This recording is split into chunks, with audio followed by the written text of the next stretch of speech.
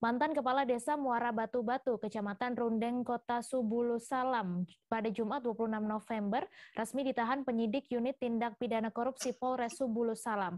Penahanan tersangka berinisial MS tersebut terkait kasus dugaan tindak pidana korupsi dana desa tahun anggaran 2018 hingga 2020.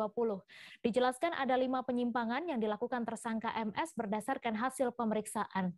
Untuk info selengkapnya akan disampaikan rekan Khalidin, wartawan Serambi News yang kini sudah terhubung bersama kami. Halo Khalidin. Halo Mei. Silakan dengan informasi Anda bagaimana perjalanan kasus dugaan korupsi dana desa ini. Ya, selamat siang untuk pemirsa Tribun News dimanapun berada. Kasus penyelewengan dana desa, dugaan penyelewengan dana desa hingga ditangani oleh aparat kepolisian ini sudah berawal dari 2019. Namun kasus ini semakin mencuat di saat 2021. Ya, kasus ini sendiri berjalan sekitar hampir 9 bulan untuk penanganannya di kepolisian. Saat itu sebenarnya aparat kepolisian, khususnya dari unit Tipikor, Satreskrim Polres Subulu Salam mulai menangani sekitar Januari. Lalu pada April penanganan ditingkatkan ke Lidik dan prosesnya terus berlanjut hingga terbitnya hasil audit BPKP yang menyatakan adanya kerugian negara sekitar 723 juta lebih atas hal ini, sehingga setelah melalui proses di kepolisian pemeriksaan hingga adanya gelar perkara di Polda Aceh, maka tepat pada Kamis 25 November 2021 lalu itu Satreskrim Polres Kota Subulu Salam menetapkan mantan kepala desa berinisial MS berumur 47 tahun sebagai tersangka kasus dugaan korupsi dana desa 2018-2020. Begitu, Mek. Ya, kemudian dari informasi yang Anda dapatkan, berapa total tersangka dalam kasus ini? Ya, Mei, kami sudah mencoba untuk mengkonfirmasi Kapolres Subulu Salam AKBP Kori Wicaksono melalui Kasat Reskrim Ibda Deno Wahyudi terkait apakah adanya kemungkinan tersangka lain selain MS yang sudah ditetapkan Kamis lalu. Berdasarkan informasi yang kami terima, sejauh ini memang MS merupakan tersangka tunggal. Karena informasinya bahwa proses dugaan penyimpangan anggaran desa itu dilakukan secara sendiri-sendiri oleh sang kepala desa. Walaupun demikian, aparat kepolisian masih mencari dokumen lain dan kemungkinan jika ditemukan adanya dokumen sebagai barang bukti untuk pendukung kasus ini, mungkin bisa saja timbul tersangka baru. Tapi sejauh ini mereka hanya menetapkan satu tersangka, yakni mantan kepala desa. Begitu, Mai.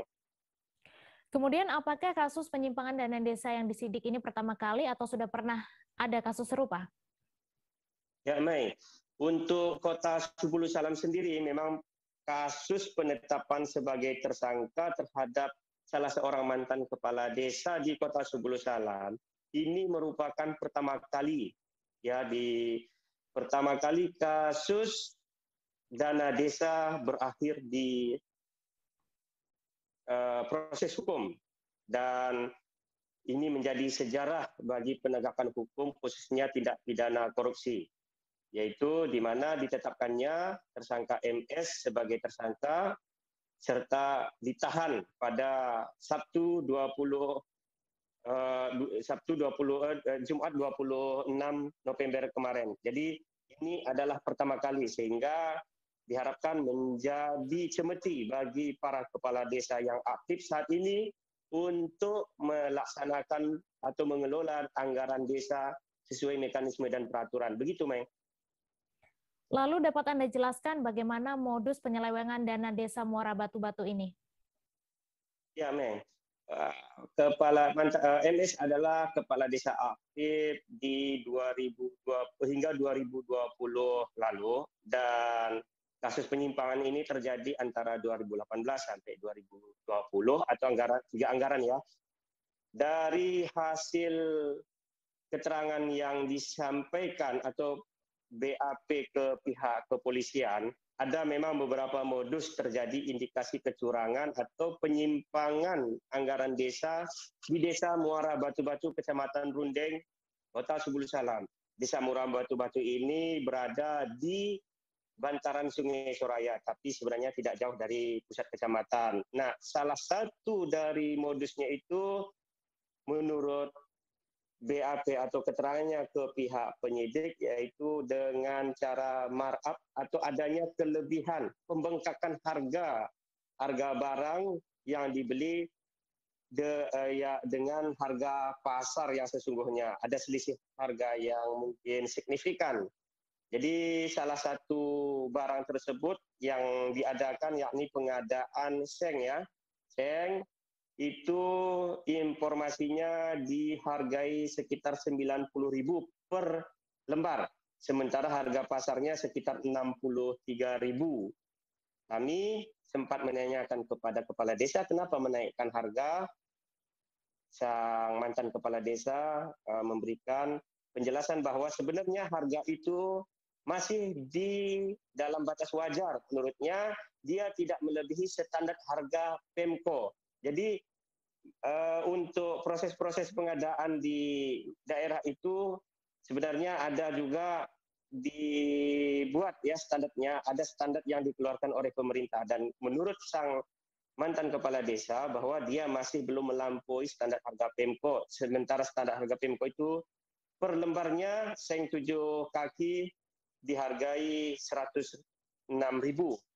Begitu, Mei. Dan modus lain ada kwitansi bodong ya, kwitansi kosong. Mungkin begini, ada pengeluaran yang dicatatkan, namun barangnya atau bukti pengeluaran itu hanya selembar kertas tanpa jelas penerimanya atau penggunaannya. Kemudian ada juga program atau pengadaan lain, termasuk adanya bantuan-bantuan yang seharusnya tersalur untuk masyarakat sebagai penerima ternyata tidak disalurkan, malah dijual kembali ke toko-toko yang ada di Kota Subulu Salam.